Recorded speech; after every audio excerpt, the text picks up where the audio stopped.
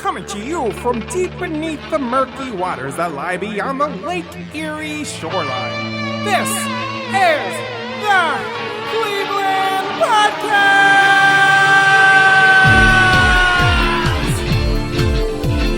With Fred the Mud Monster and South Bay Caesar. Find us online at facebook.com/theclevelandpodcast or email us at theclevelandpodcast@gmail.com. Now, join us as we journey through Northeast Ohio and the city of Cleveland. Hey, Fred! What's going on, Caesar? I'm not going to make any salad jokes this time. No salad jokes. Oh, I've got so used to it. It's like Stockholm Syndrome. That's not how that works. I'd have to kidnap... Oh, wait. I need to remove the duct tape from your mouth now in order for you to start talking. We have two guests today. One that has been on the show before. It's the first time we've had a repeat guest. Yeah, first time. So you're making history there, Jake. Thanks, guys. Great to be here. And then fantastic. And then we have our new guest, but one who is very familiar with our show and a good friend. Well, both of you are. Good friend of ours, Nathan Lappin. Thank you. Yes, great to be back. It definitely feels nice, feels familiar. And Nathan was supposed to be one of our first guests in the first season, which is probably a good thing that he missed it because our audio quality back then was horrible. So, okay, look at the Will episode where we go, and all of a sudden we go, and this is now the new episode today. That could have been Nate. But Nate lived here in Cleveland at the time, and timing didn't really work out, and he ended up leaving. He's back in town now, and we got him on today. Then, Nate, tell us what are some of the differences you've noticed between Cleveland and D.C. now that you have lived there for almost a year-ish? Sure. It's one thing I've noticed is that it's fast, much faster pace, probably because the metro is running constantly all the time. They don't really take the time to stop and say, hi, how are you, like in Cleveland, which is good and bad. I mean, this way I don't have to stop and have an hour-long conversation with someone I don't know, which is sometimes helpful, but not always when you're trying to get to where you need to be. It's just, it's bigger. And I drive less. I mean, I drive to work every day, but I definitely drive less. There's a lot to do. Can't run out of things to do, especially being new in a new city. Still doing a lot of exploring. The food in Cleveland I miss, for sure. My favorite food is hummus. And there's plenty of Middle Eastern, Persian type of places. Mm. There's places I've been in DC that I would have never thought of being in Cleveland. But if you're in the nation's capital, you're going to get a taste of everything. Did you ever go to that restaurant I recommended? Which one? The one that's like King George's. Still working on it, but that's on our radar. They have great hummus. Well, at least they had great yogurt hummus. Oh, good. I remember it was labna.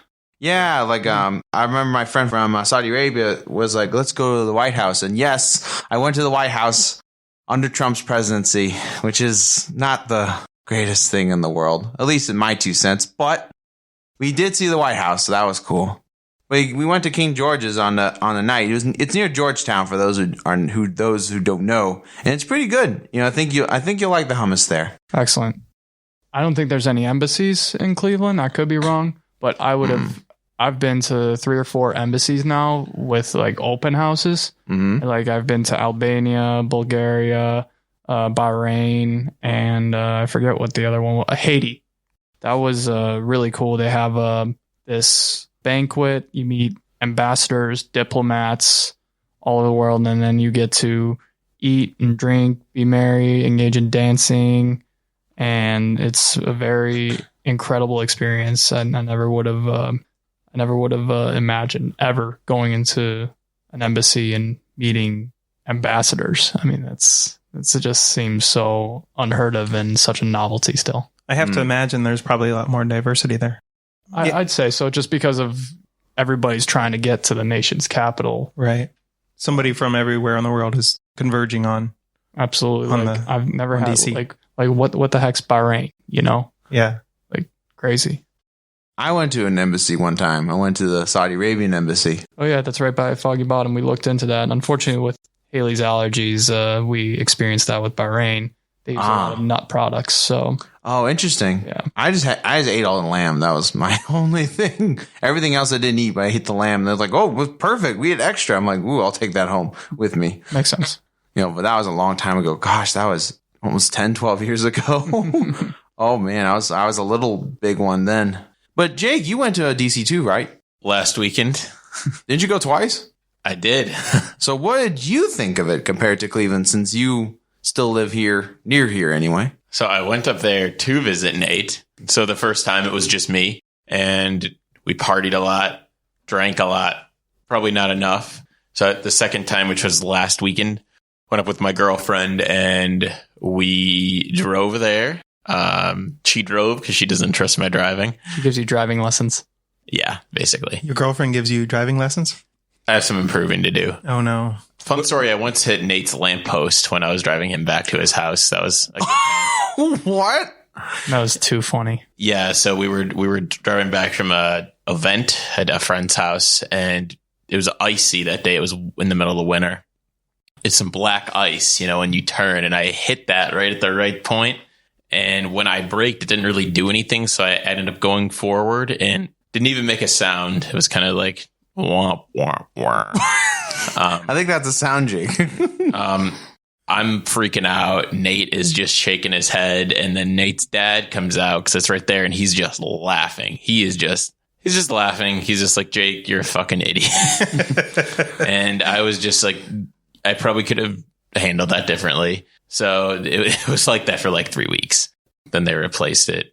Long story short, we went to DC last weekend. We went to this. It was like a wine, chocolate, and whiskey festival. It was really cool. It's cool to see all the different vendors that are out there. It was right in their Union District, which it's got a lot of like abandoned factories, a lot of like abandoned shops. So it's cool to see what they really converted that all to. The thing that got me was there was an open bar, and me and Nate had fun with that. Every time we would go back to each other with that. Every time we went back to each other, we were just like 1553, 1970. We're just naming different years because that's what all the names of the whiskey were. They're just all different years. And I don't remember what we were drinking at a certain point. I was just like 2023. I don't know. 2023. We were having whiskey from the future.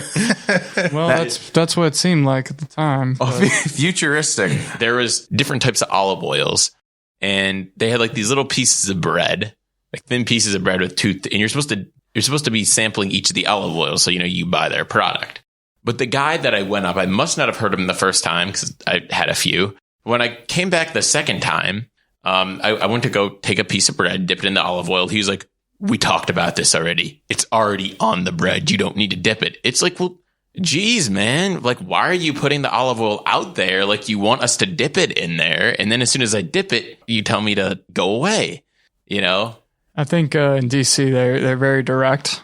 I don't think they do it to be rude, but they're very direct. I remember an ambulance tried to run me off the road. I mean, I pulled over like I was supposed to, and not good enough, so they honked. I'm like, well, guess I'm going over the curb. Hope it saves a life. I don't know, but I took it into this shop. Now, the guys up here would probably, take it in. They talk to you and make you feel comfortable. These guys, they said, "What's the problem?" Told them. They're like, "Oh, we saw that."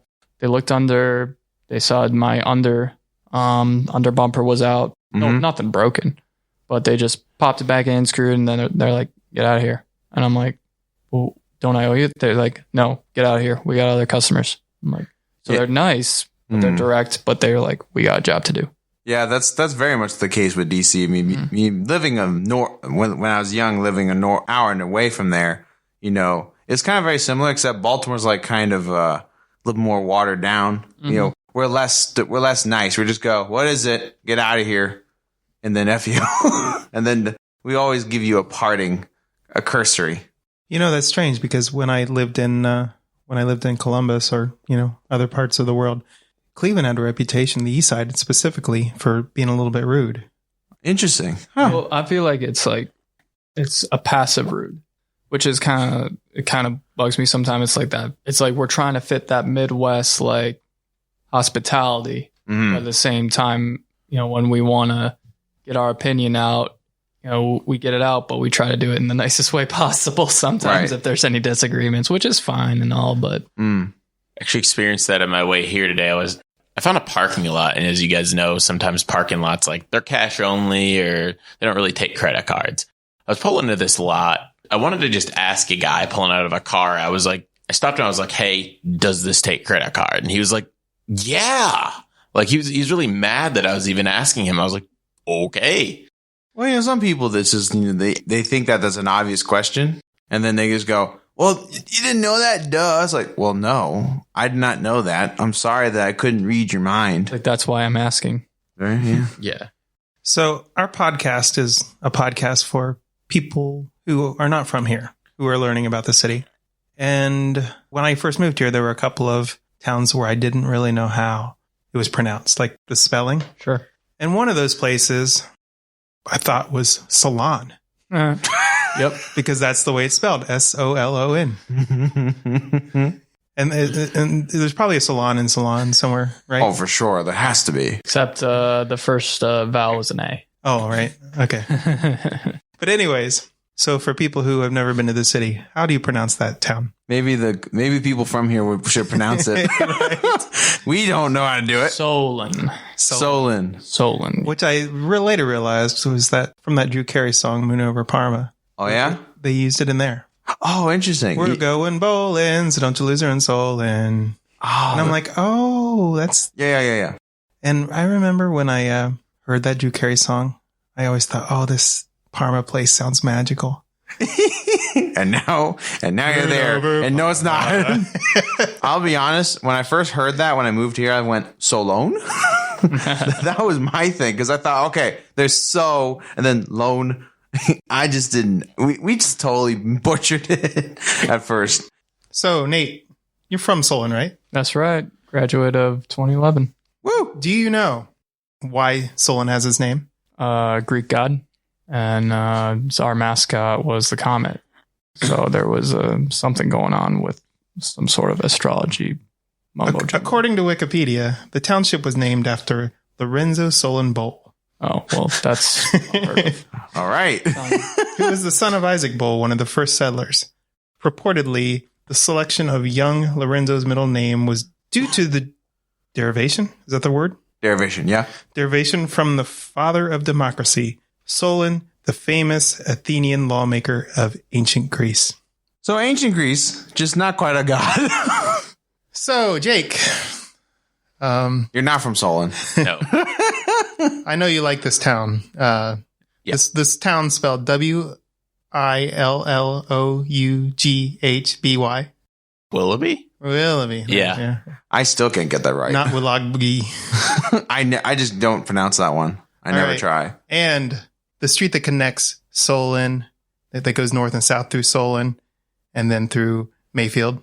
What's that street called? Bad with street names. I think Som Center Road.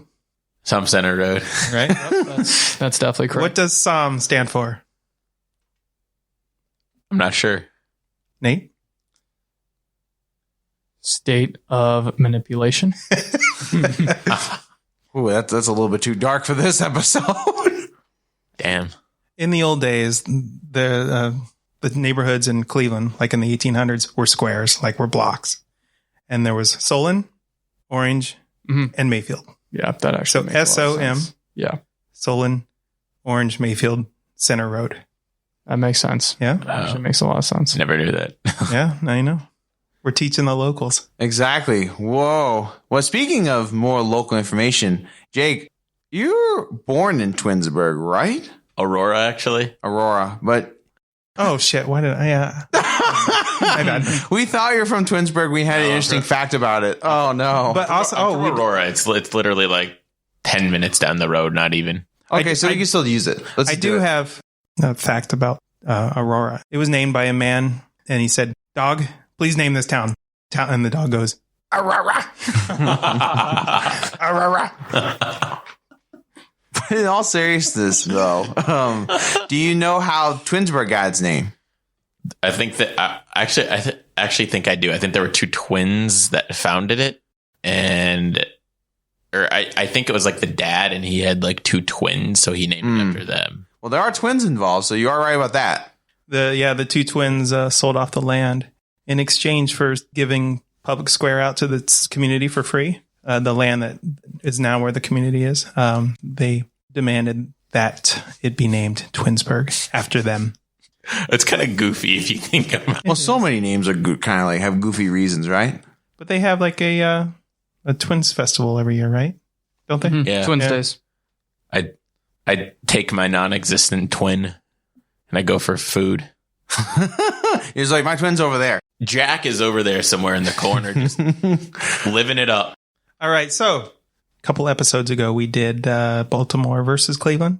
Today, we're going to do Cleveland versus Washington, D.C. Ooh. Let me start off with something cool. Yeah? That I will say, I know that the last time it was Xavier versus myself, and I was kind of hammering that Cleveland was better, almost a little bit too much. I will say DC does have some really interesting historical facts, given it's our nation's capital. Of course. Do you guys know what the city planning was modeled after? It was modeled after another city. Cairo, Egypt, I think. Ooh, interesting pick. That is a good guess because of the obelisk and the pyramid type. Or of, ancient Greece. I'd say either that or Rome. Interesting. What do you think, Nate? It's the same guess? I want to say I'm going to go a little different and go with the Chinese.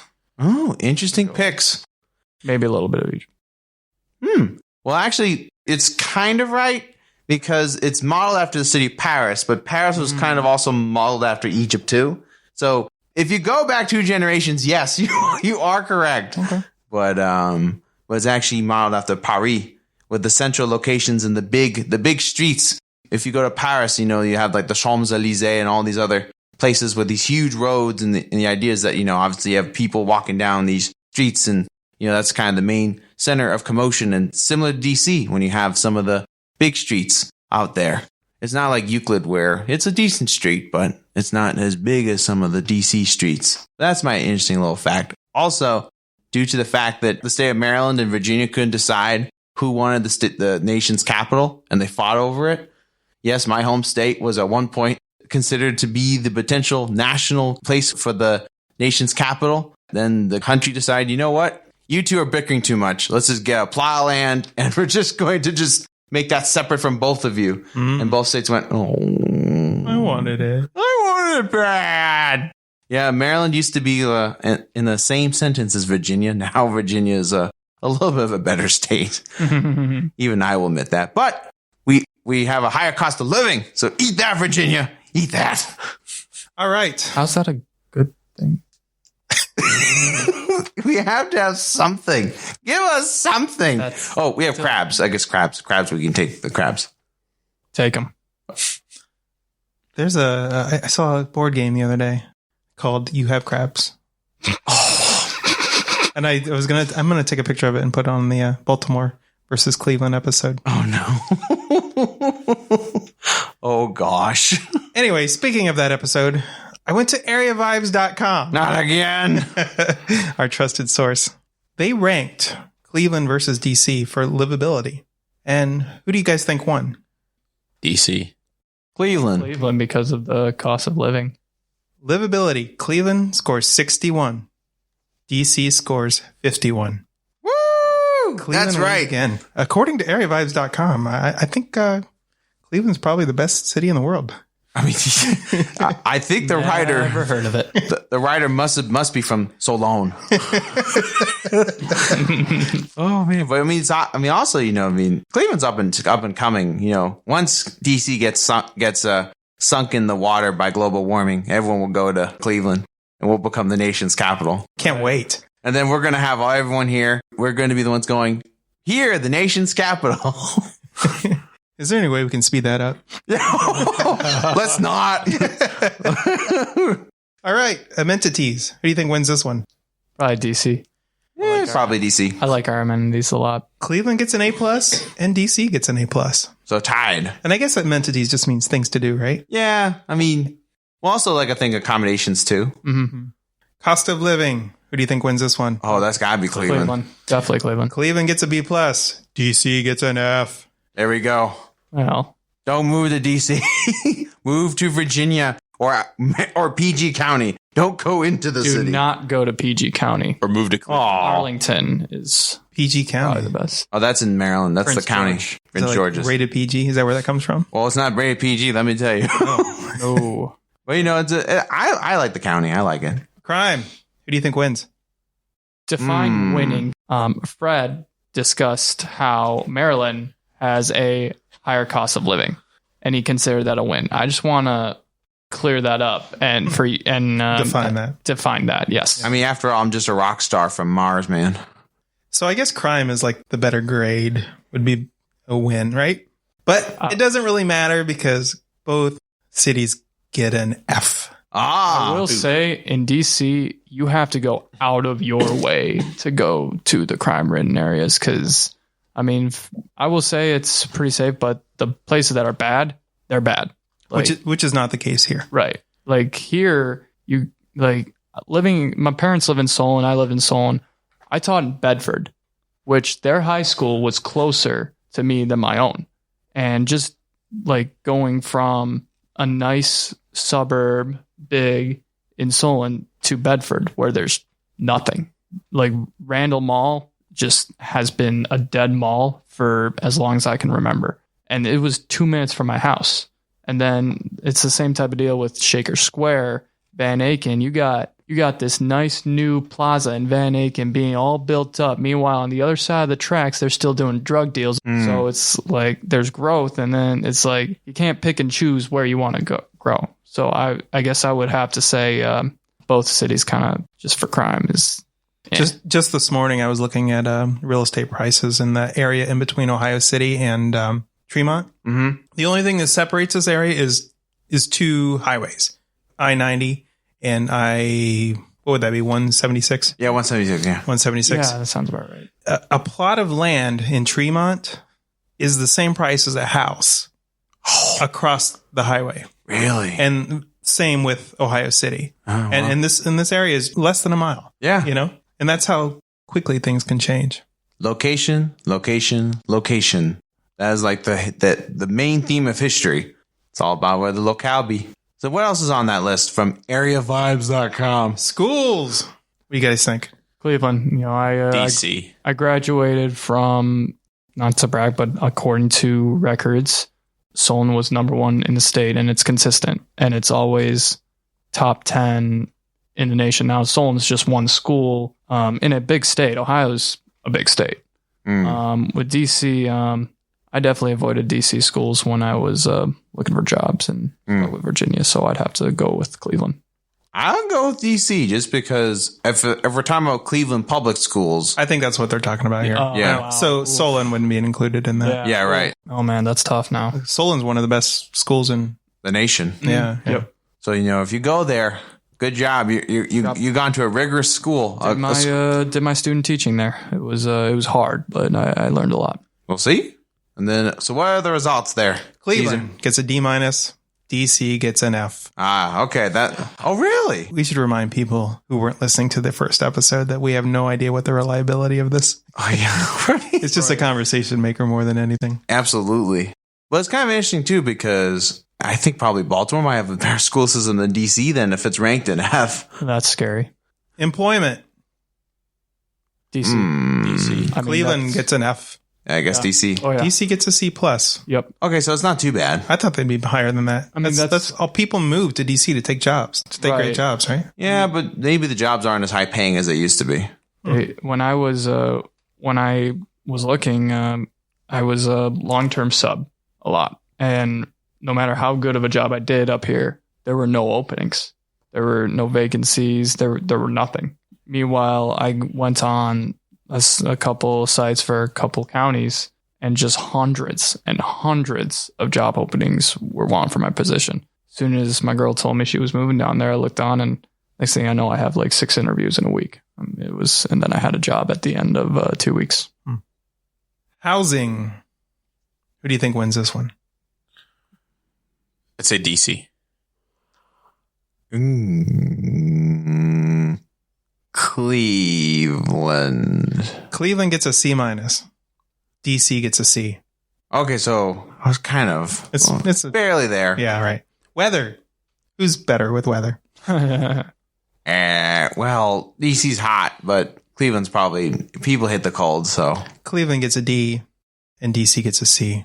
Okay, so DC is the winner on that one. But if you don't like hot weather, you might not want to go there. I love wearing a tank. I think how that's funny that they're rated D and C. Thanks, Jake. King of puns, at it again. No, I'm just serious. That's weird. I think they're trying to send a message here. With that, thank you guys so much for being wonderful guests on our podcast. To our viewers, thank you so much, and see you later. Later. See ya. Thank you.